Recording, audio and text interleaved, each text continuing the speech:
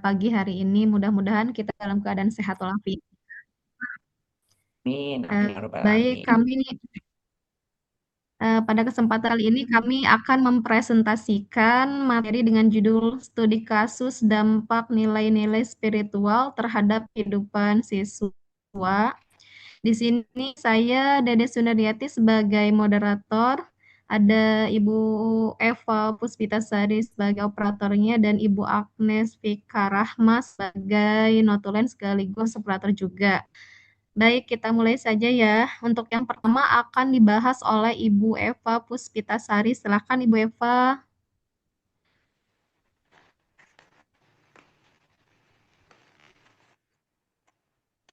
Oke, terima kasih kepada Ibu Moderator, Ibu Dede Sunaryati. Saya akan mempresentasikan studi kasus dampak nilai-nilai spiritual terhadap kehidupan siswa.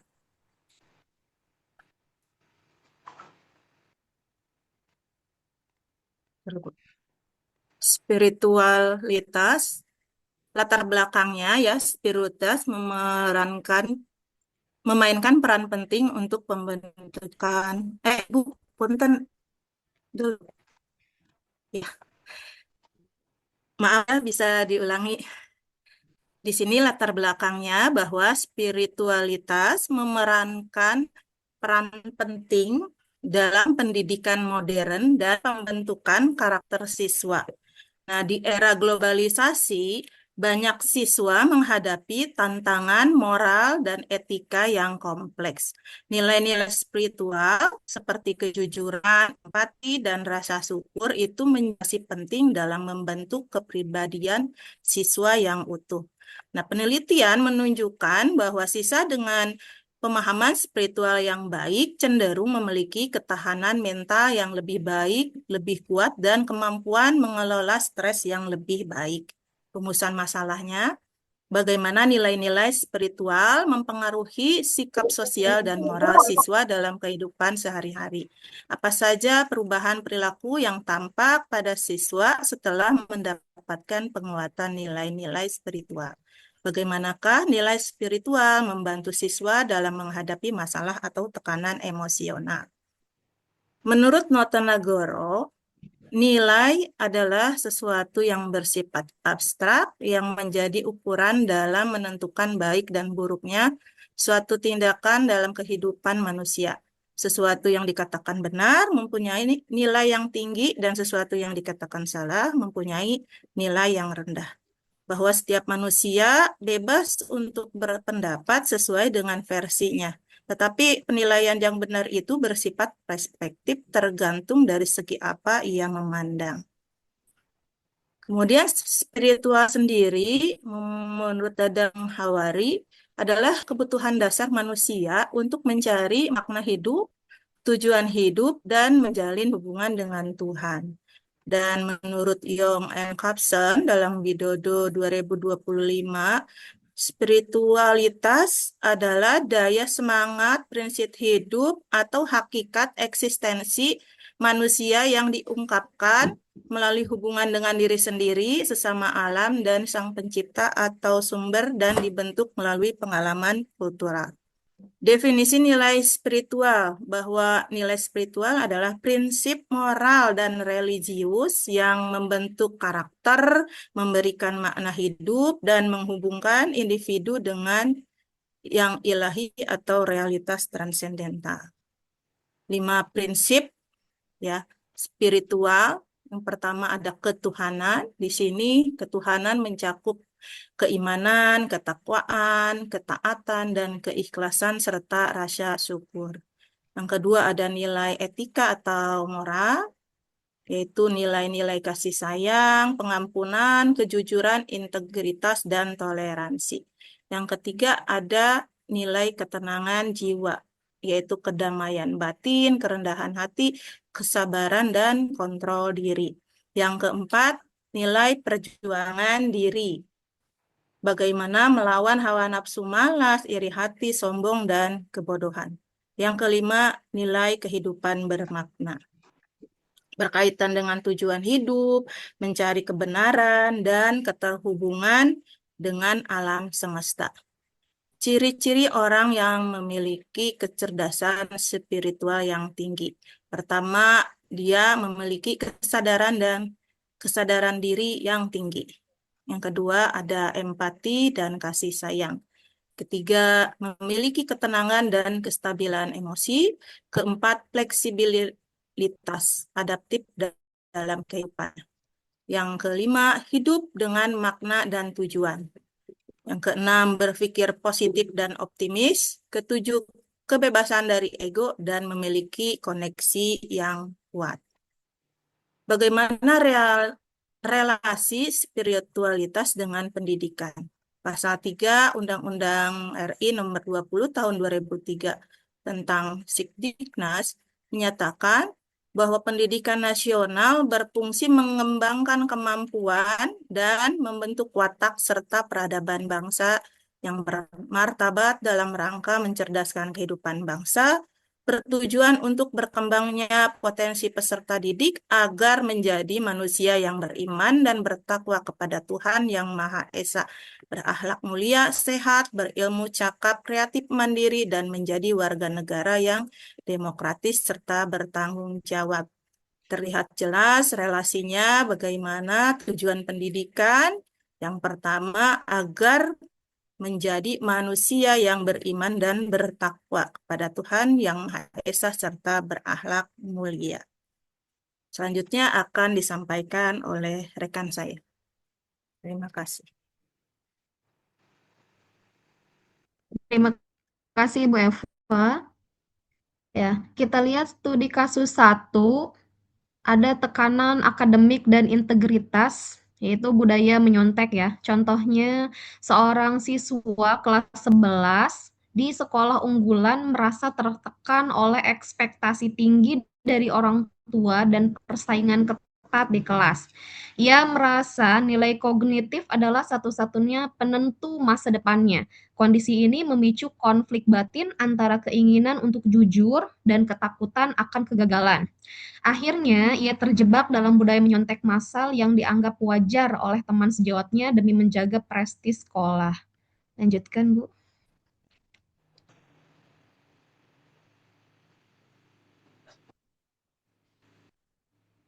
Dilanjutkan, Bu Eva. Ya. Dampak dari masalah tersebut adalah yang pertama, hilangnya rasa percaya diri, kemudian ketergantungan terhadap catatan atau orang lain, tidak bisa menjadi diri sendiri, menumbuhkan sifat malas, menumbuhkan sifat tidak tidak jujur, dan dapat menimbulkan perasaan takut dan cemas. Kemudian solusi yang ditawarkan adalah yang pertama, tingkatkan kepercayaan diri. Kemudian perbanyak pengetahuan, tingkatkan kedisiplinan dan kurangi rasa malas. Buatlah jadwal kegiatan yang positif, meningkatkan kegiatan ibadah, meditasi, dan diskusi. Selanjutnya,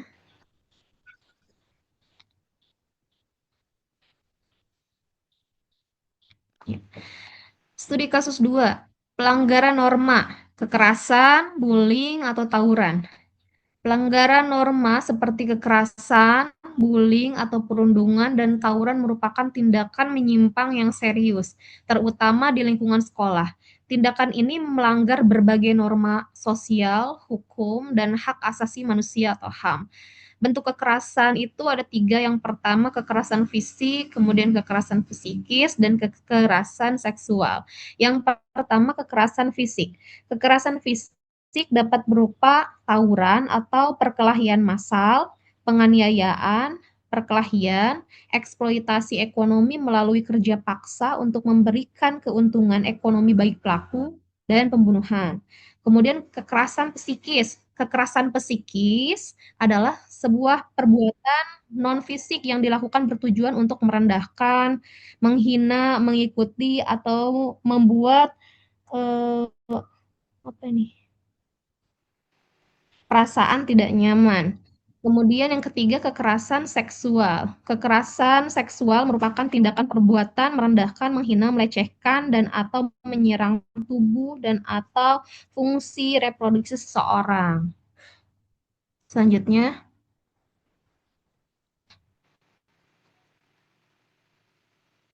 ya. Beberapa kasus yang pernah terjadi di Indonesia. Yang pertama ada tawuran pelajar ya. Di wilayah Jabodetabek, tawuran masih menjadi momok yang meresahkan warga. Beberapa insiden melibatkan senjata tajam dan memakan korban jiwa.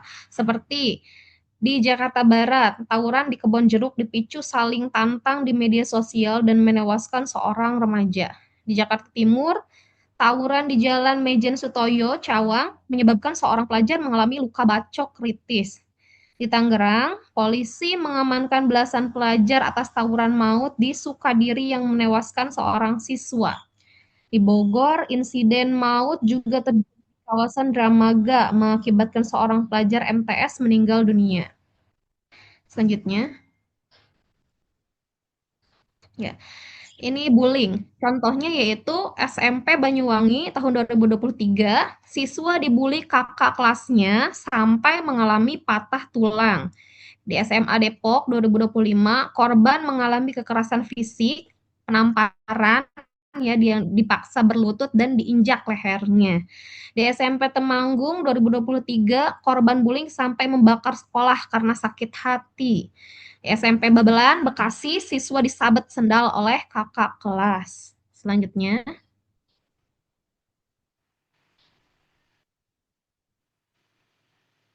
ya. Situasi terkini kekerasan seksual di pendidikan ini tahun 2025 sampai 2026 yang terbaru ya. Kasus tertinggi kekerasan seksual di perguruan tinggi menempati urutan pertama yaitu 43% kasus. Diikuti oleh institusi pendidikan berbasis agama atau pesantren. Fakultas Hukum Universitas Indonesia (FHUI) sebanyak 16 mahasiswa diduga terlibat dalam pelecehan seksual verbal dan berbasis digital di grup percakapan. Kasus ini melibatkan 20 mahasiswi dan 7 dosen sebagai korban. Pihak UI telah membekukan status akademik ke-16 terduga pelaku. Kemudian kasus terbaru tahun 2026 ini yaitu mungkin Ibu Bapak sudah tahu ya, pengasuh pondok pesantren berinisial AS, yaitu Ashari ditetapkan sebagai tersangka atas dugaan tindak pidana pencabulan terhadap anak dan kekerasan seksual ini di pondok pesantren ya. Selanjutnya,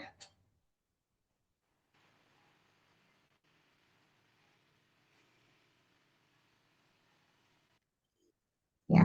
Dampak dari permasalahan tersebut atas kekerasan, bullying, dan tawuran tersebut yaitu yang pertama dampak fisik ya, bisa luka, cacat, bahkan kematian. Kemudian trauma fisik jangka panjang. Dampak psikologisnya yaitu depresi, kecemasan, trauma mendalam, kepercayaan diri rendah atau malu, bahkan risiko gangguan mental meningkat berkali-kali lipat. Dampak sosialnya, dijauhi teman, sulit beradaptasi, terbentuk perilaku agresif. Solusinya untuk siswa atau individu, berani melapor jika menjadi korban. Jangan membalas dengan kekerasan lagi. Pilih lingkungan pertemanan yang positif. Latih kontrol emosi dan spiritual. Untuk sekolah, bentuk tim PPKS, mengadakan kegiatan ekstrakurikuler yang positif, ya, memberikan sanksi tegas bagi pelaku, pendekatan emosional guru pada siswa, kemudian monitoring perilaku siswa di dalam dan di luar sekolah. Selanjutnya akan dilanjutkan oleh Ibu Agnes.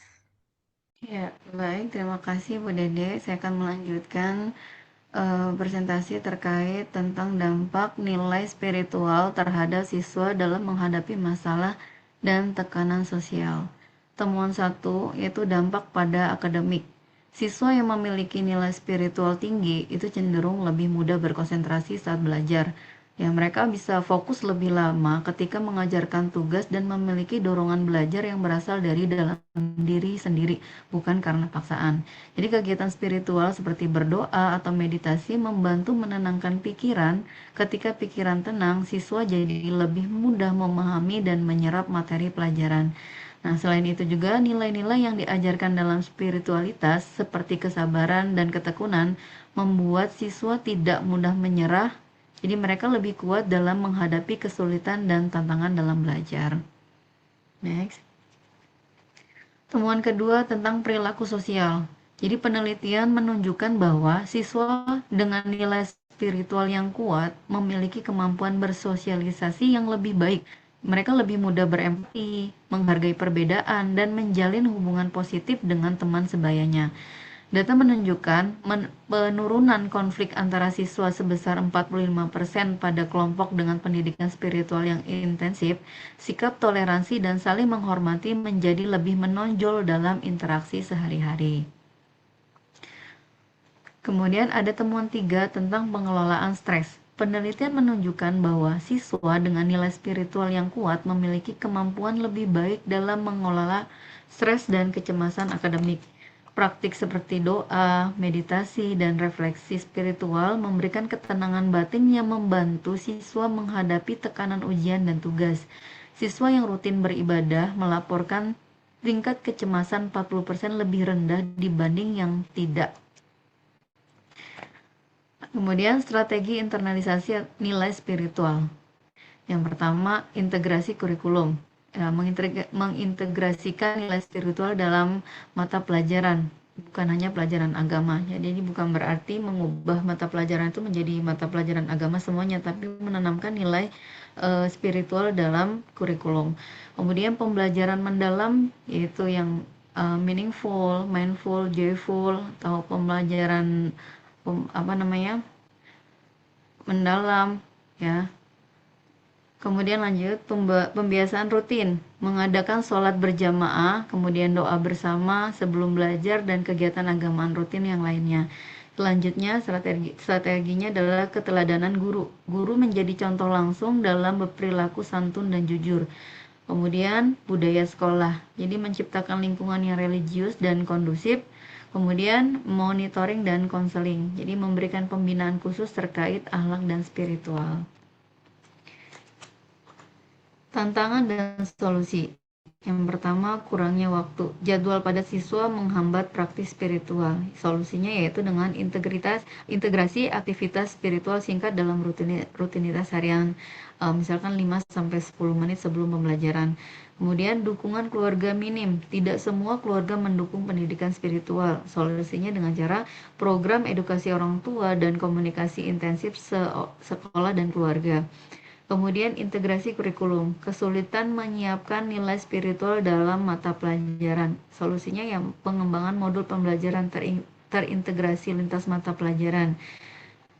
Kemudian keterbatasan pelatihan guru. Jadi guru kurang terlatih dalam pendidikan spiritual. Solusinya yaitu dengan workshop dan pelatihan berkala tentang metode pelajaran nilai spiritual. Kemudian tantangan selanjutnya itu membangun komunitas spiritual. Dikurangi wadah untuk praktik bersama. Solusinya dengan pembentukan kelompok diskusi dan kegiatan spiritual rutin di sekolah. Dan tantangan selanjutnya itu evaluasi berkala. Jadi sulit mengukur perkembangan spiritual siswa. Solusinya dengan pengembangan instrumen penilaian holistik dan refleksi diri berkala. Selanjutnya Bapak. Rekomendasi yang pertama, integrasi nilai-nilai spiritual dalam kurikulum melalui mata pelajaran agama dan budi pekerti dan mata pelajaran lainnya yang aplikatif. Yang kedua, kembangkan program pembinaan karakter berbasis nilai spiritual secara berkelanjutan. Kemudian yang ketiga, yaitu melibatkan orang tua dan komunitas dalam mendukung penguatan nilai spiritual siswa. Selanjutnya, menyediakan ruang refleksi dan kegiatan keagamaan rutin di lingkungan sekolah. Dan yang kelima, latih guru sebagai role model dan mengamalkan nilai-nilai spiritual. Kesimpulan dalam presentasi ini bahwasanya studi kasus ini membuktikan bahwa nilai-nilai spiritual memberikan dampak positif signifikan terhadap kehidupan siswa. Siswa yang mengintegrasikan spiritualitas menunjukkan prestasi akademik yang lebih baik dengan kesehatan mental yang lebih stabil dan memiliki hubungan sosial yang lebih harmonis. Implementasi nilai spiritual di sekolah perlu dukungan oleh semua pihak untuk membentuk generasi yang berkarakter, berintegritas, dan siap menghadapi tantangan masa depan. Baik, terima kasih. Saya kembalikan kepada Ibu Moderator. Baik, terima kasih atas penjelasannya. Kita sudah mendengarkan pemaparan dari kelompok kami. Selanjutnya, bila ada yang mau ditanyakan, dipersilakan untuk sesi pertama ini. Saya buka pertanyaan untuk 3 orang penanya. Silahkan, siapa yang mau bertanya? Oke, baik Ibu Elis Fatona. Silahkan Ibu Elis. Ada yang mau Terima kasih Bu Dede dan kelompok. Eh, Sekarang saya izin bertanya. Tadi kan banyak fenomena-fenomena bullying dan lain sebagainya gitu ya, pelanggaran-pelanggaran norma gitu. Nah itu terkait dengan nilai-nilai spiritualitas yang memang kita ajarkan di sekolahan juga. Nah itu gimana? Tapi ternyata nilai-nilai itu belum masih ada belum belum begitu maksimal gitu ya untuk mencegah terjadinya hal-hal bullying dan lain sebagainya gitu. Nah, gimana mitigasi gitu untuk kayak pemaksimalan nilai-nilai spiritualitas di sekolah agar tidak terjadi hal-hal seperti perilaku menyimpang siswa, bullying, atau mungkin pada akhirnya nanti uh, tidak menghormati guru dan lain sebagainya gitu. Terima kasih.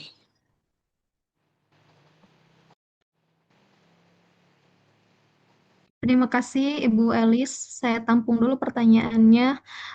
Untuk pertanyaan kedua, Ibu Suli. Terima kasih. Terus Ya, pertama mungkin saya Bu. mau kedengaran suaranya. Kedengaran Bu? Dengar, Bu. Oh ya, terima Aman, kasih. aman. Di sini tadi di slide strategi internalisasi nilai spiritual. Di situ ada keteladanan guru. Mungkin di sini apa memang cakupannya untuk wilayah apa untuk lingkungan sekolah aja kali ya. Tapi menurut saya di sini kalau memang perlu ditambahkan keteladanan guru dan orang tua gitu karena ternyata bukan ternyata ya, bukan maksudnya gini, saya pernah apa salah misalnya kalau ada kasus misalnya, "Nah, kamu kenapa telat?" gitu, "Kamu bangun jam berapa?" Ternyata dia sendiri sholat subuh pun tidak dibangunkan misalnya orang tuanya. Jadi dia berpikir gini, "Ibu kenapa ibu peduli dengan saya, orang tua saja nggak peduli," gitu.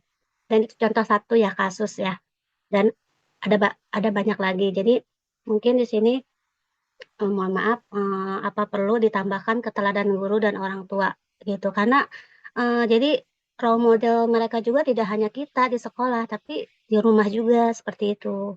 Ya, kemudian apalagi kan mungkin orang tuanya cuma, "Nah, kamu gini gini gini," tapi mereka melihat kenyataannya kan pasti punten ya kayak kita juga di rumah kan kita mungkin kita menunjukkan sikap kita yang sesungguhnya. Jadi terlihatlah, karakter kita seperti apa. Nah, kemudian yang kedua, saya pernah bagaimana sih sebenarnya kita ini sebagai apa ya, program-program apa yang sebenarnya untuk lebih benar-benar menguatkan. Saya rasa tadi udah ada program PPKS dan lain-lain sudah ada ya. Tapi terus terang saya kalau misal melihat karena saya pernah melihat sendiri ya, udah 2 kali kalau nggak salah ya, itu kejadian tawuran kayaknya mereka memang udah siap mati gitu loh. Jadi mereka udah nggak punya tujuan, apa ya, artinya curulit sampai misalnya kejar-kejaran sampai ditusuk perut, astagfirullahaladzim. Sampai ya mereka memang udah tujuan hidupnya tuh tidak ada gitu untuk ke akhirat itu. Jadi udah hilang, bener-bener. Nah, maksud tadi itu kan ternyata selalu berulang ya. Jadi sebenarnya yang perlu dirapihin dalam program kita di pendidikan untuk meningkatkan spiritual itu seperti apa gitu. Sehingga anak tuh ketika menghadapi masalah tuh nggak down, nggak selesai begitu aja, tapi mereka punya tujuan hidup yaitu akhirat gitu. Bagaimana tuh program yang benar-benar, karena terus terang saya pernah ngeliat sendiri gitu, terulit di, kebetulan saya lagi mengajar waktu di atas, saya ngeliat kejadian di jalan raya, jadi ya udah cerulit bener, mereka udah siap, mohon maaf ya mungkin itu, jadi ternyata, tapi sampai sekarang pun di sekolah banyak sekali anak-anak yang udah masih tetap tawuran gitu. Jadi pertanyaan saya, program apa sih sebenarnya yang benar-benar biar mereka itu punya tujuan hidup tuh benar-benar gitu loh, tujuannya akhirat juga gitu, gitu aja ya. Baik, itu programnya ya, Bu, ya. Eee, Mungkin satu pertanyaan lagi, ada yang mau bertanya lagi atau cukup dulu?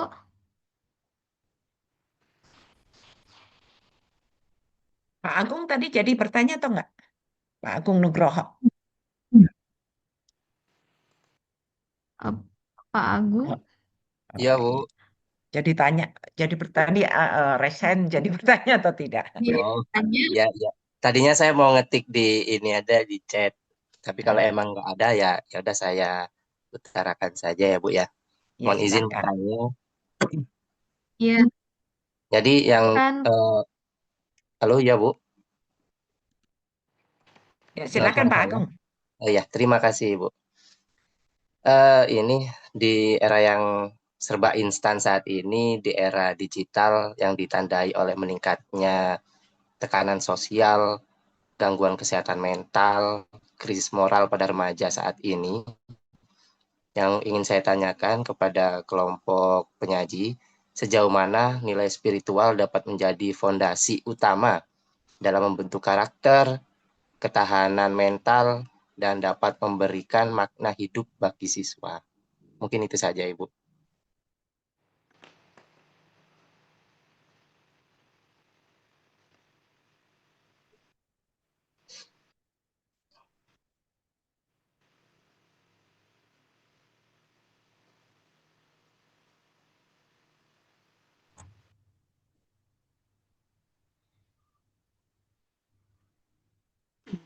Baik, terima kasih, Pak Agung atas pertanyaannya. Eee, Mungkin akan dijawab oleh rekan saya. Sebentar ya, Bapak Ibu.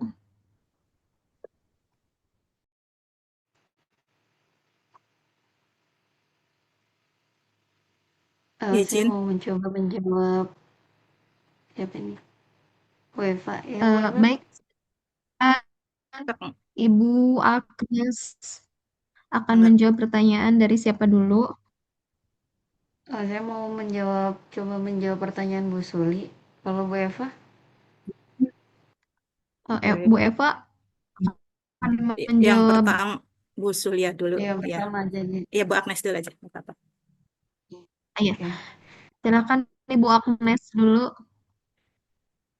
Ya, Silakan Bu. izin menjawab ya. Pertanyaan kalian tadi, yang pertama, perlukah ditambahkan katanya, keteladanan guru, Pak, dan orang tua ya. Kemudian yang kedua, Benar. program apa katanya yang bisa lebih menguatkan gitu ya, eee, dalam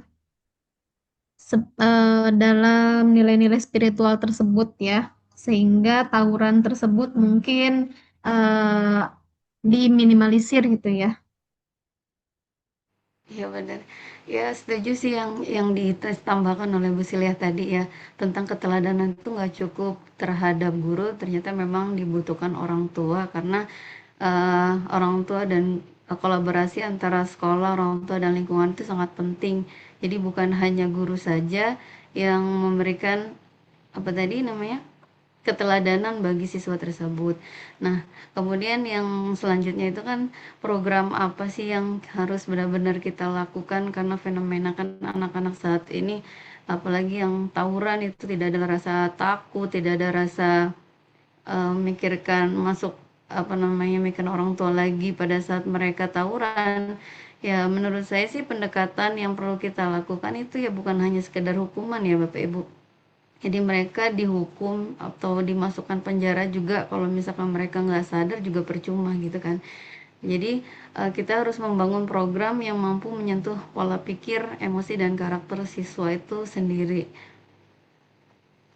Jadi misalkan contohnya tadi sudah disebutkan kayak sering dilakukannya pembiasaan di sekolah, kayak kegiatan misalkan kayak di sekolah saya sendiri itu adanya kegiatan misalkan sholat duha di hari hari Jumat ya. Pada saat itu bukan hanya siswa saja melakukan sholat duha, mungkin pada saat selesai kegiatan mungkin guru itu memberikan evaluasi atau memberikan pengertian-pengertian kepada siswa supaya siswa itu bisa membentuk karakter mereka sendiri gitu.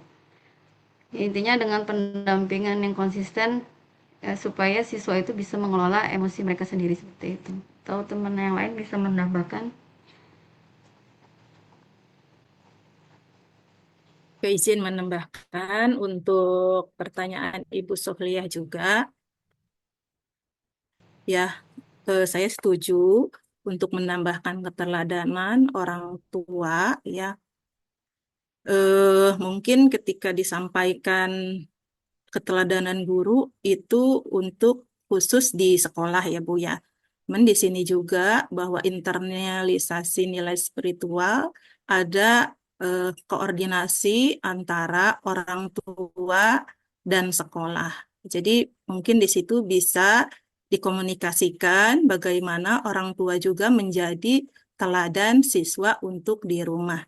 Nah, sebenarnya untuk bagaimana pembentukan nilai spiritual itu kan basisnya itu di rumah terlebih dahulu. Ya, jadi bagaimana kondisi spiritualitas, kondisi pendidikan orang tua terhadap anak atau kondisi di rumah siswa, kemudian bagaimana pengkondisian di sekolah, dan yang ketiga bagaimana pengkondisian di masyarakat. Karena memang mau tidak mau ya teknologi berjalan dengan cepat, kita tidak bisa menolak teknologi HP dan sebagainya itu ya. Bagaimana kita eh, terhadap teknologi itu menguasai atau memfilter mana yang baik dan buruk. Nah, kemudian juga terkait dengan anak Gen Z, Gen Alpha yang dimana mereka itu berpikirnya lebih sempit ya, kemudian berpikirnya instan segala sesuatu sehingga menyebabkan emosi dan dirinya itu terjadi secara instan. Mungkin mereka belum mengenal dirinya sendiri. Nah, karena dari awalnya mereka tidak ada bimbingan di orang tua, ya berdampak di sekolah. Sebenarnya perilaku itu awalnya di orang tua dulu ya, pendidikan di rumah dulu. Kemudian terpengaruh oleh teman, bagaimana lingkungan pertemanan itu mempengaruhi terhadap karakter atau sikap seseorang. Maka tadi yang pertama mungkin koordinasi dengan orang tua, bagaimana di rumah gitu kan, eh, spiritualitas anak itu diperhatikan, kemudian bagaimana juga kita di sekolah, salah satunya guru sebagai bentuk contoh ya berperilaku santun, jujur gitu. Kemudian bagaimana strategi sekolah sendiri memfasilitasi gitu, bagaimana eh, pembiasaan-pembiasaan rutin dilaksanakan di sekolah gitu kan. Misalkan saat sholat berjamaah, pembacaan surat Yasin, kemudian budaya sekolah yang 5S misalkan sopan sapa, senyum, sapa, salam, sopan santun. Nah, itu bisa mungkin gitu kan mempengaruhi sedikit banyak kepada siswa gitu kan. Dan juga kalau saya lihat ya Bu, kalau saya kan ngajarnya di SMA, hal itu sudah terbentuk di masa SMP-nya. Jadi sekarang itu tawuran, kekerasan seksual itu bukan di SMA, tapi di SMP sudah mulai banyak. Berarti kan kalau di situ jadi kayak levelnya turun lagi ya, bagaimana perhatian ini keluarga, masyarakat juga bahkan pemerintah gitu kan. Nah, kemarin sendiri dari pemerintah Jawa Barat itu ada program khusus untuk menangani kekhawatiran kejadian-kejadian yang sering marak ya kekerasan ini. Ada program Cager, 5 Pancawaluya ya. Cager, Bager, Bener, Pinter, Singer. Nah, ini program dari pemerintah Jabar, kemudian diturunkan kepada sekolah, dan sekolah melaksanakan program-program itu ya, yang mana akan membentuk karakter-karakter siswa yang diharapkan bisa mengakomodir eh tadi ya kejadian-kejadian yang di luar nalar. Menurut saya juga ya, itu bagaimana seorang anak bisa memegang senjata gitu kan, seorang anak kecil lah bagi saya gitu bisa bunuh orang bahkan. Nah, itu miris gitu kan, dan sedih. Nah, mudah-mudahan ketika ada koordinasi di rumah, di sekolah, kemudian pemerintah juga mengambil peran, ya mudah-mudahan hal-hal ini bisa teratasi. Mungkin itu yang bisa saya tambahkan. Terima kasih Ibu Eva dan Ibu Agnes atas jawabannya. Bagaimana Ibu Suhliyah, kira-kira apakah masih harus ditambahkan? Apakah ada yang mau menambahkan lagi selain kelompok kita? Ibu, Bapak? Baik, kalau tidak ada, eh, silakan yang mau menjawab pertanyaan nomor 1 atau nomor 3 dari Ibu Elis Fatona atau Bapak Agung Nugroho.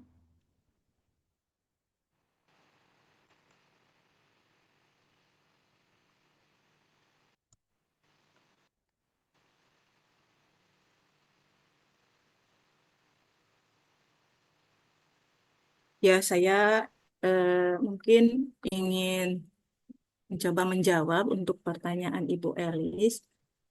Pada dasarnya mungkin kurang lebih sama ya dengan pertanyaannya Ibu Suhlia berkaitan dengan program-program terutama di sekolah, bagaimana pemaksimalan gitu kan nilai-nilai ini untuk mencegah kekerasan atau bullying di sekolah. Oke. Nah, tadi ya kembali lagi bahwa eh, sekolah harus memiliki TPPK ya, Tim Pencegahan Penanganan Kekerasan di Satuan Pendidikan. Nah, setiap sekolah pertama harus memiliki tim itu dulu. Jadi proses pencegahannya itu kan pencegahannya dulu. Nah, kemudian di sekolah bahwa kegiatan spiritual itu harus diintegrasikan kepada kurikulum, bukan hanya mata pelajaran agama atau budi pekerti saja, tapi setiap mata pelajaran harus memuat nilai-nilai spiritual. Terutama pada saat sekarang ya pembelajaran mendalam itu kan di situ kita belajar harus meaningful, mindful, dan joyful. Dari meaningful sendiri bahwa apa yang kita ajarkan itu harus penuh dengan makna. Karena salah satu spiritual itu adalah eh, spiritual itu bukan hanya berkaitan dengan keagamaan, tapi bagaimana mencari jati diri, mencari makna hidup, ya, atau mengenal tentang dirinya sendiri. Maka pada saat belajar itu bukan hanya teori atau hafalan, apa yang dipelajari bisa bermanfaat untuk dirinya sendiri sehingga mengalami kebermaknaan dalam hidup siswa tersebut. Nah, kemudian juga kalau pembiasaan-pembiasaan di dalam kelas, ya kita masing-masing itu diusahakan ketika pembelajaran itu dimulai dengan doa dan juga diakhiri dengan doa, dan tidak lupa setiap belajar itu mengucap rasa syukur. Jadi diawali dengan syukur, mudah-mudahan ketika dalam pelajaran kita, kita mengungkapkan rasa syukur kita, mengungkapkan doa-doa kita, mungkin anak itu akan tersentuh jiwanya ya. Kemudian juga dalam pembelajaran ada pendekatan emosional, mungkin tadi anak-anak yang tidak tersentuh jiwanya, mungkin di orang tuanya karena kurang bisa tersentuh oleh guru dan teman melalui pembelajaran di kelas, gitu kan. Nah, kalau dari sekolah sendiri ada pembiasaan rutin, misalkan kalau di sekolah saya itu setiap hari selama 10 menit mengaji dulu gitu. Jadi mengaji bersama-sama. Jadi sebelum memulai pelajaran diawali dari mengaji gitu kan. Atau setiap sebulan sekali ada Jumat eh, baca Yasin gitu. Kemudian ada sholat zuhur berjamaah. Nah, itu hal-hal yang bisa dibuat program di sekolah ya tujuannya untuk meningkatkan ya spiritualitas siswa ya dalam arti bukan yang disentuh itu bukan hanya masalah ibadah ritualnya saja tapi mungkin lebih kepada eh, siswa itu mengenal dirinya, mengenal tujuan hidupnya, bagaimana kebermaknaan hidup. Terkadang mungkin ya kenapa anak-anak melakukan tadi ada yang bullying, ada yang kekerasan. Bisa jadi di dalam dirinya dia tidak mengenal dirinya, tidak mengenal hidupnya untuk apa gitu. Pada pada beberapa contoh saya pernah di sekolah ya, siswa itu siswa perempuan kecanduan video porno, seks kayak gitu ya. Nah, itu juga dia tidak mengenal bahwa itu salah gitu. Jadi hanya mengikuti hawa nafsu saja. Dan pada nilai-nilai spiritual kan salah satunya adalah perjuangan diri bagaimana melawan hawa nafsu gitu kan. Nah, di sini juga bagaimana sekolah itu memiliki budaya yang religius, aman, nyaman, kondusif untuk siswa belajar. Dan diadakan juga mentoring atau counseling ya. Tidak harus guru BP, di sini ada guru wali, ada wali kelas gitu kan. Bagaimana bersama-sama gitu kan untuk kepentingan siswa jadi ada rekap untuk emosionalnya, spiritualnya, moralnya. Jadi mungkin bisa pendekatan-pendekatan ya antara guru wali, guru BK beserta orang tua membentuk parenting-parenting seperti itu. Mungkin bisa ditambahkan. Ya, saya sedikit menambahkan ya, pada intinya penanaman spiritual itu terhadap siswa itu ya disampaikan dengan pendekatan yang sesuai dengan kehidupan sehari-hari mereka supaya mereka tuh lebih memahami. Jadi guru kita sebagai guru itu bukan hanya menasehati atau memberikan teori tentang agama dan moral, tapi kita itu juga perlu memberikan atau menghubungkan situasi nyata yang benar-benar yang dialami siswa. Ya contohnya kan tadi pertanyaan tentang bullying ya. Ya jadi guru itu bisa mengaitkan nilai spiritual dengan sikap menghargai sesama teman, kemudian memberikan rasa empati, kemudian kita bisa memberitahu dengan menjaga perkataan agar tidak menyakiti orang lain. Ya, jadi kita bisa mengajak siswa itu memahami bahwa komentar negatif, ejekan atau tindakan merendahkan teman itu bukan hanya berdampak pada mental korban, tetapi juga bertentangan dengan nilai kemanusiaan dan moral. Jadi pada intinya kan tadi sudah dijelaskan dengan adanya temuan-temuan studi kasus, bahwasanya siswa yang memiliki nilai spiritual yang kuat itu pasti memiliki kemampuan yang bersosialisasi yang lebih baik. Kemudian siswa yang memiliki nilai spiritual tinggi juga cenderung lebih mudah berkonsentrasi saat belajar. Seperti itu. Bagaimana Bu Elis? Apakah ada Iya, tanggapan? ya baik. Ya, terima Gimana, kasih. Bu? Saya juga sependapat, tapi memang tugas kita sebagai guru itu tidak mudah ya. Kayak mungkin kalau mendeliver ilmu tuh mungkin bisa cepat, tapi yang penanaman nilai-nilai spiritual ini yang jadi tugas kita yang mungkin cukup berat gitu di tengah gempuran krisis karakter di zaman sekarang. Baik, terima kasih kelompok Bu Eva, Bu Dede, dan Bu Agnes. Iya, Sama-sama Ibu. terima kasih. Ya, terima kasih Bu Elis. Eh, Selanjutnya untuk pertanyaan ketiga, ini dari Pak Agung Nugroho. Sejauh mana nilai spiritual bisa menjadi pondasi katanya? Mungkin bisa dijawab oleh Bu Eva atau Bu Agnes. Ya, izin Ibu, saya akan menjawab pertanyaan dari Pak Agung. Kan Bu Sejauh mana nilai-nilai spiritual menjadi pondasi utama dalam pembentukan karakter siswa gitu ya, Bu ya. Ya,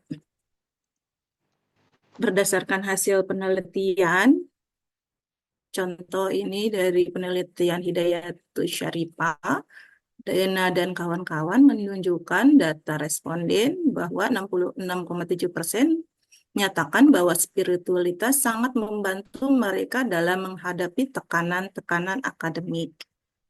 Kemudian menunjukkan bahwa dimensi spiritual memberikan yang signifikan bagi mahasiswa dalam menghadapi tantangan akademik. Dukungan spiritual ini tidak hanya membantu dalam mengurangi stres, juga meningkatkan kesejahteraan emosional dan mental mahasiswa.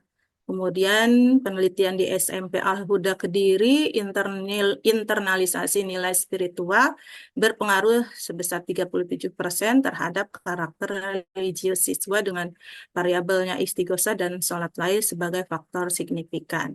Kemudian penelitian di MTS Paciran pengaruhnya sebanyak 18%, di mana keterbatasan ini seringkali dipengaruhi oleh faktor keluarga. Jadi kalau berdasarkan riset ya menunjukkan bahwa nilai-nilai spiritual ini sangat mempengaruhi bagaimana karakter siswa dan cenderung bisa meningkatkan ya karakter siswa. Tapi kembali lagi ya bagaimana spiritualitas menjadi pondasi utama itu. Pondasi pertama adalah lingkungan keluarga dulu ya Pak ya.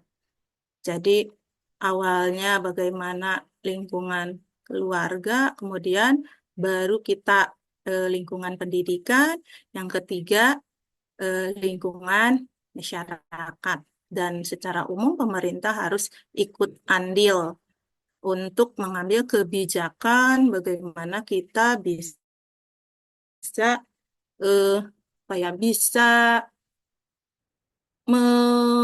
mencari solusi atau mendapatkan solusi dari tantangan era digital dan era teknologi atau era zaman sekarang ini. Artinya ya jadi orang tua juga harus pandai karena anak yang baik gitu ya menurut orang tua, anak saya pendiam, baik di rumah, tapi temannya di dalam rumah itu HP. Nah, sebenarnya bisa jadi yang menjadi permasalahannya adalah isi HP-nya itu apa ya. Kalau tanpa adanya kontrol dari orang tua, tanpa adanya contoh orang tua, nah kita kan tidak tahu gitu anak itu bagaimana dengan HP-nya gitu kan. Ya, yang kedua berarti kan pendidikan, bagaimana sekolah memiliki program-program yang nyaman, aman buat anak. Pendidikan itu menyentuh jiwa dan raga gitu kan, menyentuh tataran bukan hanya otaknya saja yang belajar, tapi bagaimana perasaannya juga belajar gitu, pemikirannya, perasaan sampai spiritualitasnya juga belajar di sekolah. Dan ini adalah tantangan yang besar bagi guru gitu. Jadi guru zaman sekarang mah tidak bisa hanya mengajar doang, mengajarkan di papan tulis sudah selesai, gitu kan.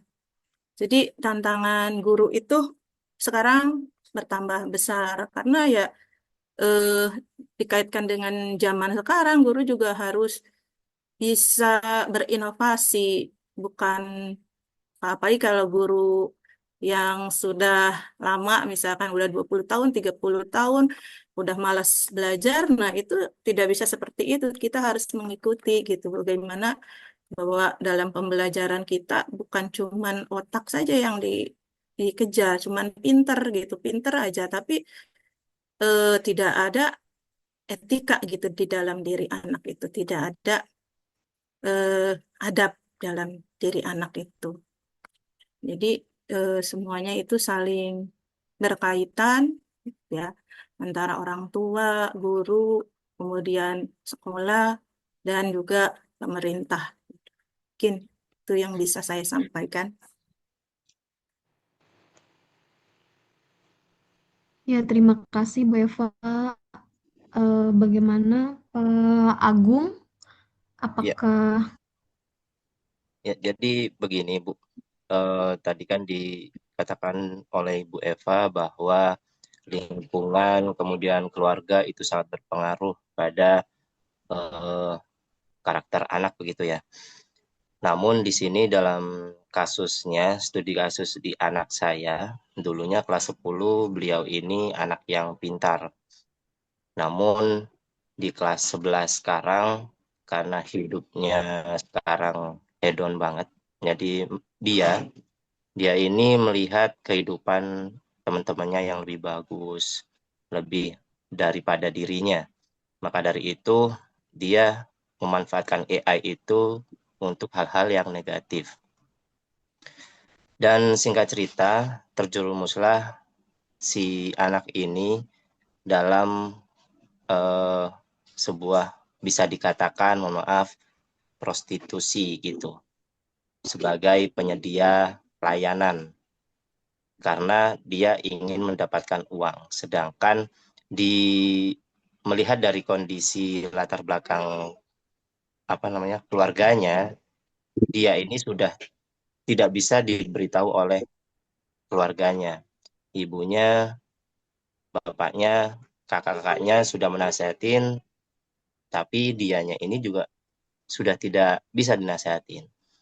Kemudian lingkungannya juga tidak mendukung untuk hal yang lebih baik lagi. Jadi bisa dikatakan di sini garda terdepannya ini adalah seorang guru. Orang tuanya menitipkan kepada kami, memohon kepada kami untuk minta tolong disentuhlah kolbunya biar ini anak menjadi anak yang berkarakter lagi, mempunyai apa namanya eh, makna hidup yang lebih bagus. Ini yang saya tanyakan tadi itu lebih ke bagaimana sih cara menyikapi hal tersebut untuk menyentuh nih anak, eh, caranya seperti apa? Kalau hanya sekedar pembiasaan berdoa dulu, spiritualnya berdoa dulu sebelum belajar, kemudian setiap hari Jumat mengaji dan lain sebagainya, mungkin itu hanya rutinitas biasa. Namun bagaimana yang menyentuh nih anak agar lebih terkena kolbunya, agar dia ini punya karakter lagi, mentalnya lebih kuat lagi, dan mempunyai makna hidup yang sesungguhnya. Seperti itu, Ibu. Iya, Pak. Terima kasih. Mungkin izin menjawab ya, Pak ya. Eh, Pertama ya, kita kenali dulu ini permasalahannya apa. Ya, permasalahannya itu kan pertama ekonomi ya, Pak ya. Ekonomi dan mungkin apa kasih sayang orang tua. Nah, kalau hal-hal tadi kan pembiasaan yang dilakukan secara rutin ya, misalkan kayak doa saat berjamaah gitu kan, baca Yasin dan sebagainya. Nah, kan eh, makanya kan guru juga harus menyentuh secara emosional kan kalau di sekolah mungkin ada peran guru wali ya, guru guru kelas, wali kelas, sama guru BP. Nah, mungkin untuk anak-anak yang permasalahannya khusus seperti ini, tadi kan kalau peran guru mata pelajaran itu hanya sebatas dalam pelajarannya saja ya, tapi ya tetap pada saat dalam pelajarannya saja secara emosional dan spiritual, guru itu harus menjadi contoh dan secara emosional juga dekat dengan murid. siapa tahu gitu seorang guru mata pelajaran bisa menjadi inspirasi bagi seorang siswa atau dia akan merasa dekat dengan guru mata pelajarannya ya ketika pendekatannya tepat gitu ya. Tapi ketika memang sudah diketahui anak ini bermasalah, berarti ya harus ada komunikasi yang intensif antara siswa tersebut dengan guru wali kelas dan juga guru BP dan juga dengan orang tua, Pak. Kan kita ketahui dulu ini masalahnya apa, gitu kan. Kalau misalkan kita ketahui masalahnya apa, berarti kita cari solusinya bagaimana gitu. Karena kan tetap saja orang tua tidak bisa menyerahkan masalah anaknya begitu saja kepada sekolah. Karena kan bagaimanapun juga sekolah itu saya dari jam 7 sampai jam 3 gitu kan. Selebihnya kan di rumah gitu. Tidak bisa itu jadi beban kepada sekolah. Tapi ya tadi ya guru wali kelas beserta guru BP awalnya pendekatan pendekatan dulu apa yang dimau anak ini, apa yang kurang gitu kan. Eh Kebutuhan apa yang tidak terpenuhi oleh dia gitu, oleh anak tersebut. Atau kalau memang masalahnya parah bisa jadi dihadirkan psikologis gitu, misalkan dia ke psikiater gitu kan kalau untuk menangani atau misalkan dikasih ke ustadz gitu mungkin kalau orang Islam gitu kan ya. Kayak gitu Pak. Jadi kalau kalau setiap permasalahan kan setiap anak itu beda-beda. Cuman kalau misalkan kita mau tangani ya ini masalahnya apa, kebutuhan apa sih yang kurang dari mereka sehingga dia melakukan itu. Alasan-alasan apa sampai dia itu nggak mau dinasehatin orang tuanya, jangan nurut ke orang tuanya gitu. Yang membuat dia kekeh gitu, misalnya melakukan hal itu dan kadang udah tahu gitu itu salah gitu ya, tapi tetap dilakukan apa gitu kan. Kita harus tahu dulu. Apakah memang kebutuhan ekonomi gitu yang melatar belakangi gitu. Kak kan kalau misalkan ekonomi ya dicari alternatif lain jangan usahanya itu gitu misalkan atau terjebak itu atau kebutuhan apa gitu kan kurang perhatian, kurang kasih sayang gitu kan. Nah, mungkin begitu Pak. Jadi ada komunikasi yang intensif ya. Baik, terima kasih Ibu. Sama-sama Pak. Boleh saya ini dulu Ya, sebentar. begitu. Tadi ada pertanyaan dari sebentar dari Pak Yayat ya, apa perbedaan spiritual dan religius? Jadi kebetulan jadi memang itu dua hal itu dekat sekali gitu ya. Kenapa saya yang itu? Kalau kita bicara religius itu berarti orang Indonesia apa bangsa Indonesia itu adalah bangsa yang religius karena bangsa Indonesia itu termasuk yang bangsa yang taat ya menjalankan agama, menjalankan agama. Jadi kalau Islam syariat Islam yang Kristen mereka juga apa ngikutin ininya itu Indonesia itu termasuk yang religius. Jadi dibandingkan negara Barat Indonesia itu apa masjidnya masih rame, gerejanya masih rame gitu ya, yang itu jadi religius. Sedangkan kalau kita bicara spiritual itu berarti adalah urusan individu masing-masing ya. Jadi kalau bagaimana memaknai hidup itu termasuk spiritual. Jadi tadi ada jawaban yang mana ya Ibu, yang mana gitu ya. Ada jadi itu memang benar. Jadi kalau kita bicara spiritual itu bagaimana dia memaknai hidup itu, individu tersebut ya. Karena kadang-kadang jadi pada saat apa melaksanakan doa sebelum doa sebelum mulai belajar itu dan ini adalah bagian dari eh, religiusnya kita, sedangkan spiritualnya gimana gimana sih individunya tadi dalam dalam menjalani hidupnya, memaknai hidupnya. Yang ditanyakan oleh Pak Agung tadi ini apa yang tadi ini berarti dia dia memaknai hidupnya itu melihatnya dari segi ngehedon ya apa dunia materialistis ya. Jadi memang salah satu pada saat waktu saya kepada mahasiswa saya untuk ujian itu saya selalu katakan eh waktu ujian yang ini ya yang apa bukan offline ya, yang close book ya, buku tertutup. Kalau kalian mau nyontek terserah, tapi usahakan Tuhan tidak lihat gitu ya. Jadi dia harus tahu bahwa gimana caranya Tuhan ya di situ kita hidup itulah spiritualitas bahwa apa yang kita lakukan. Jadi Bapak Ibu entah mata pelajaran apa saja. Mungkin kadang-kadang kalau menjelang ujian harus ditekankan. Ingat ya, Tuhan tuh ngelihat apa yang kita lakukan. Ya, kamu nyontek, Tuhan juga lihat gitu ya. Jadi dan dalam kehidupan kamu Tuhan lihat gitu ya. Jadi untuk minimum mereka tuh sadar, saya tuh nggak sendirian ya.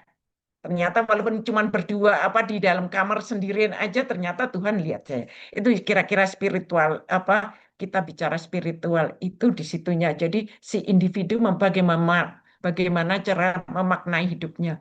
Dan tadi terkait materi hari ini itu terkait dengan adversitas ya. Adversitas itu bagaimana kemampuan seorang menghadapi kesulitan hidup ya. Kalau kita orang yang ber apa religius agamanya kuat, spiritualnya kuat, sesusah apapun hidup itu masih bisa ditangani ya. Cuman ya yang dicontohkan Pak Agung itu ternyata kemampuan ya adversitasnya itu rendah gitu ya. Ya udah, saya pingin ya udah kalau gitu saya maaf ya istilahnya mungkin BO ya yang sekarang ya judul-judulnya itu saya apa di itu jadi prostitusi itu gitu ya sekarang. Jadi eh, itu problem. Jadi kenapa saya bilang gimana caranya sekarang itu memang kerjasama orang tua itu dan keluarga di situ, keluarga dan sekolah itu begitu, karena kadang-kadang guru itu bisa melihat lebih, lebih, lebih daripada orang tua. Baiklah, itu saja tambahan saya. Jadi nanti Pak Yayat itu tadi jawaban saya. Jadi nanti ada pertanyaan terkait dari ini. Silahkan sekarang Bu Rizka mau bertanya. Silahkan. Mungkin pertanyaan yang Terima terakhir ya kasih. Bu Rizka ya. Baik, Ibu, terima kasih. Silakan, Rizka. Baik, Ibu, izin bertanya. Saya ingin menyoroti tentang kasus pelecehan seksual yang terjadi atau marak terjadi di lingkungan sekolah, di mana yang banyaknya itu kita tahu bahwa pelecehan seksual di lingkungan sekolah itu sering terjadi oleh gurunya sendiri, di mana kita harusnya guru itu adalah seseorang yang harus digugu, ditiru, dan bahkan anak-anak itu lebih percaya atau lebih mempercayai gurunya dibanding orang tuanya sendiri. Tapi dalam kasus yang tadi sudah dijabarkan oleh kelompok ini, kita lihat bahwa guru adalah sebagai pelaku atau oknum untuk kekerasan seksual tersebut. Saya mengajar di SMA, di mana siswa-siswanya itu kan masih dalam masa puber ya Bu ya. Banyak sekali yang yang menganggap bahwa pacaran itu adalah sesuatu hal yang normal atau lumrah gitu Bu.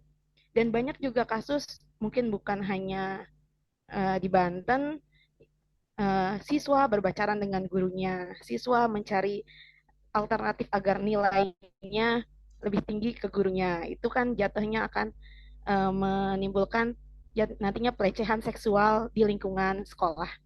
Ditambah lagi, kita juga tahu bahwa yang kita anggap lingkungan pesantren itu agamanya bagus gitu ya, tapi ternyata banyak sekali kasus pelecehan seksual yang terjadi di lingkungan pesantren seperti itu. Kemudian bagaimana sih apa yang salah gitu di di dalam kasus tersebut dan apa perbaikan yang dapat kita lakukan untuk agar kasus itu tuh tidak terjadi lagi gitu karena banyak sekali atau marak sekali ini kasus pelecehan seksual di dunia pendidikan. Seperti itu, Ibu.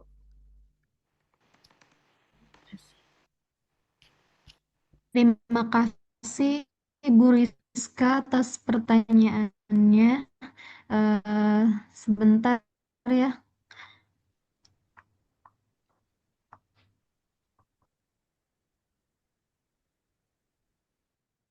Izin menjawab, Ibu, untuk pertanyaan Ibu Rizka. Ya, silakan Bu Eva. Ya, terima kasih, Bu Dede. seperti yang sudah dijelaskan tadi ya bahwa hampir 43% kekerasan sekolah itu terjadi di perguruan tinggi dan di pendidikan pondok pesantren ya Bu ya. Nah, ini juga apa ya anomali gitu menurut saya di mana pesantren yang notabene di situ pusatnya keagamaan mungkin ya, pusatnya spiritual, tapi malahan terjadi ya pelecehan seksual oleh kiainya sendiri seperti yang terjadi di Pati itu. Nah, ini benar-benar oknum dan ini menjadi pertanyaan, kok bisa gitu kan? Seperti ini gitu kan. Berarti kan bisa kita catat bahwa pesantren sendiri ya tidak bisa menjadikan jaminan gitu kan. Eh, bahwa belajar di pesantren tidak bisa menjadikan jaminan bahwa orang itu spiritualnya akan tinggi gitu di atas gempuran segala macam gitu ya hedonisme gitu kan kemudian eh, apa banyak praktek-praktek yang gaya hidup dan sebagainya kayak gitu itu tidak bisa jaminan pesantren sendiri, apalagi sekolah gitu yang memang secara umum bukan pendidikan agama. Nah, di sini bisa dibedakan bahwa antara nanti nyambung ke spiritual dan religius ya. Jadi kalau di religius kan lebih kepada eh, agama tertentu atau doktrin tertentu. Tapi kalau spiritual itu lebih ke mendalam di dalam dirinya bagaimana orang itu ya bisa mengenali dirinya, mengenali tujuan hidupnya, mengenali kebermaknaan hidupnya melalui kesadaran di dalam dirinya sendiri. Nah, bisa jadi orang Indonesia itu religius tapi tidak spiritual. Atau kalau bahasa sekarang mah Islam KTP. Ya, yang sudah dewasa aja belum tentu dia KTP-nya Islam tapi belum tentu gitu kan memiliki tujuan hidup yang jelas gitu bahwa tujuan hidupnya Allah gitu misalkan atau yang sholat sendiri juga belum tentu dia ngeh gitu sholatnya belum untuk apa sih gitu kemudian ketika dia sholat berfungsi nggak gitu masa iya orang sholat tapi tetap julid orang sholat tetap mencuri misalkan orang sholat tetap aja eh, misalkan riba gitu kan. Tapi kan kenyataannya di masyarakat itu seperti itu. Kalau boleh saya nilai gitu ya. Jadi fenomena sekarang itu Bu, terutama ya kalau di masyarakat umum itu tekanan hidup, beban hidup ya yang sangat besar gitu, gaya hidup, ekonomi gitu. eh, Mereka itu melihat orang lain punya apa pengen, padahal tidak mampu, jatuhnya bang emok, jatuhnya eh, apa ya pinjol kayak gitu kan. Nah di situ beban hidupnya banyak, kemudian kesadaran di dalam dirinya tidak ada. Jadi kan memicu kejahatan gitu, memicu penipuan. Nah termasuk itu terjadi pada anak gitu. Kemudian juga beratnya ya media gitu kan di mana film-film ya film, video, foto kayak gitu di samping untuk menghasilkan ekonomi juga eh jadi dia menuruti hawa nafsunya, hawa seksualnya gitu kan. Nah, di situ muncullah permasalahan-permasalahan tadi. Jadi kembali kepada dirinya sendiri, apalagi kalau kiai seperti itu ya berarti emang salah kiainya dan itu adalah oknum gitu. Dia memanfaatkan relasi dia yang lebih kuat gitu, kuasa dia yang lebih kuat untuk menindas. Mungkin menurut dia dia punya kunci surga kali ya, gitu kan. Jadi mentang-mentang kiai gitu bakalan masuk surga gitu, bakalan dikatakan bahwa perbuatannya benar. Tapi tidak seperti itu. Bisa jadi dia bentuknya kiai tapi dalamnya setan gitu kalau menurut saya mah gitu ya. Karena nauzubillah bin dzalik gitu sampai seperti itu. Artinya jadi jangan melihat luarnya gitu kan, tanpa kita tahu dalamnya apa. Orang yang berkopiah, orang yang pakai samping, orang yang pakai sholat itu belum tentu dalamnya ya benar gitu. Dan belum tentu juga ketika misalkan tidak memakai kerudung gitu ya, kita menjudge tidak Islami ya tidak begitu juga, bisa jadi perilakunya lebih baik gitu kan. Nah, berkaitan dengan guru, kembali lagi itu guru oknum juga gitu kan, memanfaatkan situasi kedekatan anak gitu kan. Atau bisa jadi anaknya yang salah karena pengen kelebihan nilai ataupun motif ekonomi juga gitu ada gitu kan. Bahkan kasus ini ada Bu di Kerawang Bu, anak pelecehan seksual oleh gurunya gitu sampai dilaporkan kan, dilaporkan ke polisi pada akhirnya gitu kan. Nah, jadi ini oknum juga gitu kan gurunya.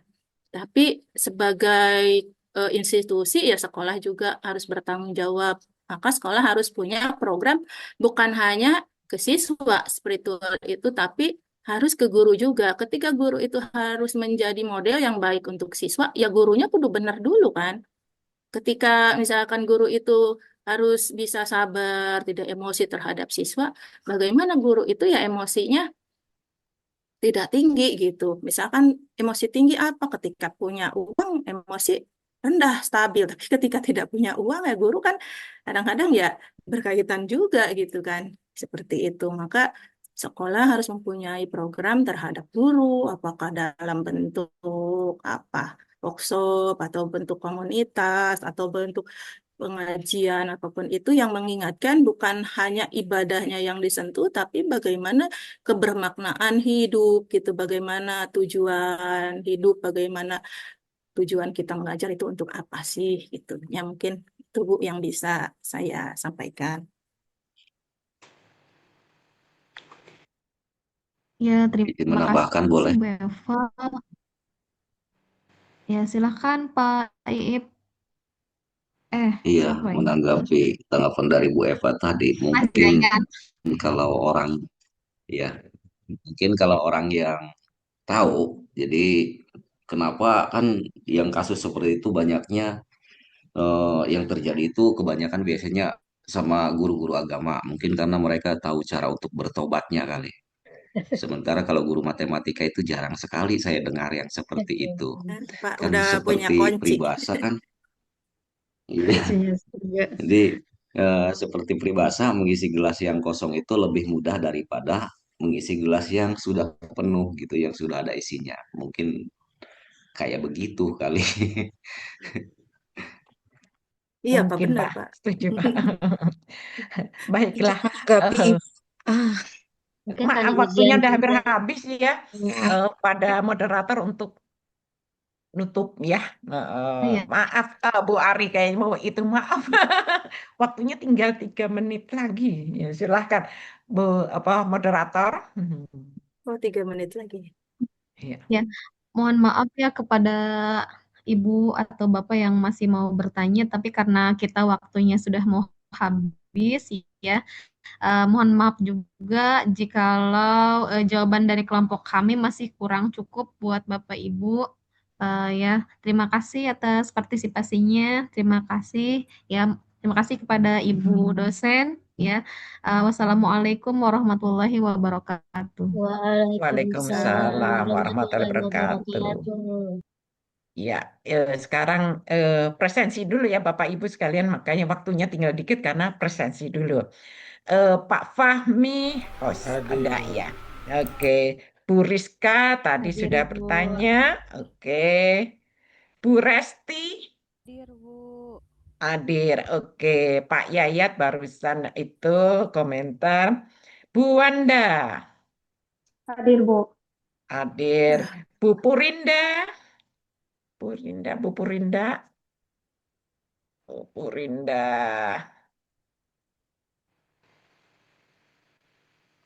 Lihat dulu, Bu Purinda ada belum? Ya, nanti di itu. Pak Itham Fajar Sodik.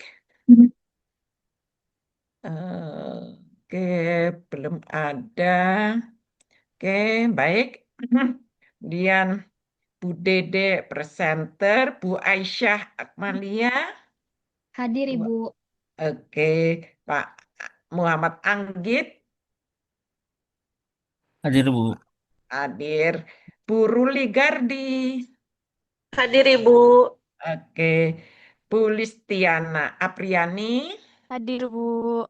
Oke, Bu Suliah tadi udah tanya, itu udah bertanya. Terus Bu Nur Indah Alifiani. Hadir Ibu. Oke, Bu Rahma Wahyuni. Hadir Ibu. Oke, Bu Agnes Presenter. Bu Rosita Samit. Hadir Ibu. Oke, Bu Eva Puspitasari. Bu Eva. Bu Eva, Present, Bu Eva. presenter, Oh, Bu.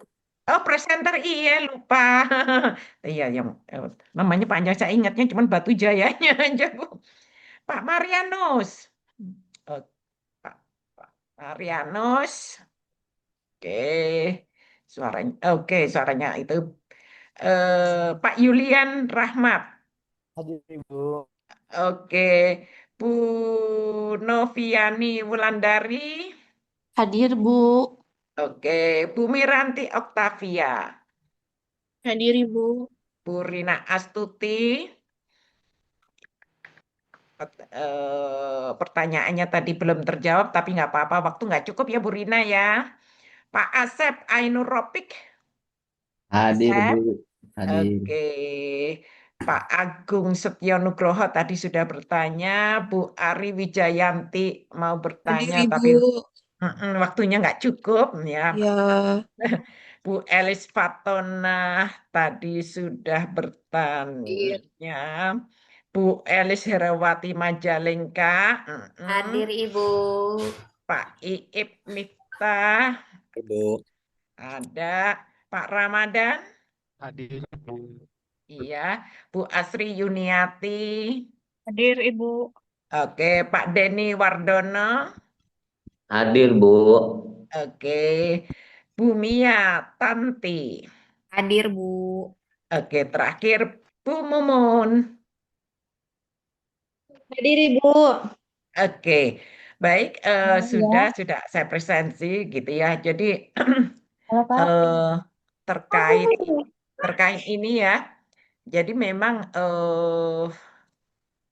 spiritualitas itu Bapak Ibu bisa apa misalnya di kelas bilang gitu.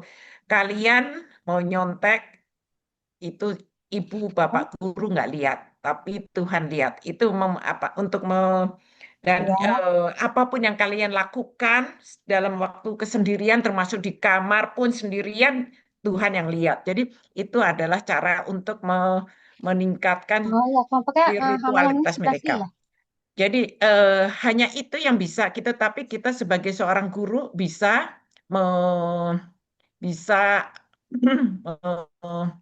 bahwa spiritualitas dan religius itu terkait.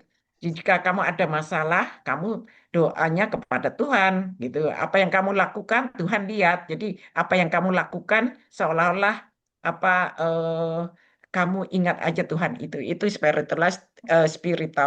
spiritualitas dan terkait adversitasnya bahwa kemampuan bagaimana dia seorang menerima tekanan itu dalam tekanan kehidupan itu sebenarnya dimulai dari rumahnya ya. Kalau dia dibiasakan oleh orang tuanya untuk menerima eh, kecil-kecil misalnya.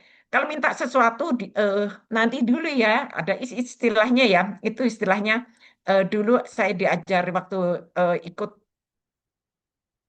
pelatihan psikologi bahwa anak itu dibiasakan untuk tidak selalu diberikan jika dia minta. Jadi ada istilah penundaan. Penundaan itu belajar untuk menghadapi frustasinya. Jadi frustasi dan oh ya, nanti ya kamu misalnya saya mau sepatu baru nanti kalau ibu punya uang. Jadi bukannya karena ibunya nggak punya, ibunya walaupun ada pun untuk belajar dia untuk belajar membiasakan menunda. Itu salah satu pembelajaran agar anak itu terbiasa untuk di tidak selalu dipenuhi apa yang dia punya, keinginan dia karena dalam kehidupan itu pasti ada kesulitan. Baik Bapak Ibu sekalian, sekian dulu saja. Jadi saya ingatkan lagi, silahkan unduh materi pengantar dari saya, dari LMS gitu ya. Jadi karena sampai materi hari ini Ini adalah materi yang akan keluar di UTS ya. Seperti biasa, tulisan yang jelas, bagus, kertasnya apa aja, bergaris atau tidak bergaris terserah. Asal jangan pakai bolpen merah gitu aja ya. Bolpennya hitam boleh, biru boleh, terserah. Terus yang bagus motretnya supaya nanti waktu diupload, karena LMS dalam bentuk PDF ya. LMS itu selalu dalam bentuk PDF, jadi bisa terbaca oleh dosen sehingga kalau bacanya gampang, mudah. Ingat perhatikan waktu karena yang mengunci adalah dari TU. Jadi kalau waktu ujiannya 2,5 jam atau 2 jam, ya 2 jam lebih, itu dia akan terkunci. Selamat Bapak Ibu sekalian, selamat ujian. Semangat ya, kita sampai ketemu lagi 2 minggu lagi. Jadi bukan minggu depan UTS, minggu depannya lagi libur. Biasa Indonesia banyak liburnya. Jadi kita ketemu lagi nanti di bulan Juni. Assalamualaikum warahmatullahi wabarakatuh. Beri aplaus kepada kelompok Waalaikumsalam. yang hari ini Waalaikumsalam presentasi. warahmatullahi wabarakatuh. Waalaikumsalam warahmatullahi Terima wabarakatuh. kasih Ibu. Ya, izin ya, izin live.